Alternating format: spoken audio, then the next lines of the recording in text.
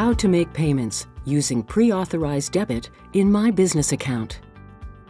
A pre-authorized debit agreement lets you set up post-dated payments to the CRA from your bank account on a one-time or recurring basis. To get started, go to canada.ca/my-CRA-business-account and log in. Select Pre-authorized Debit from the left-hand menu under the Make Payments heading. Click Create New Agreement. Select the appropriate program account and payment allocation from the drop-down menus.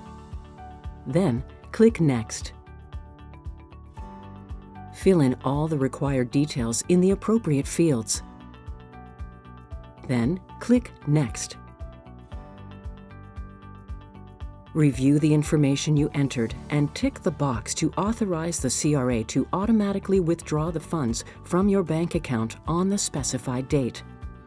Then, click Confirm.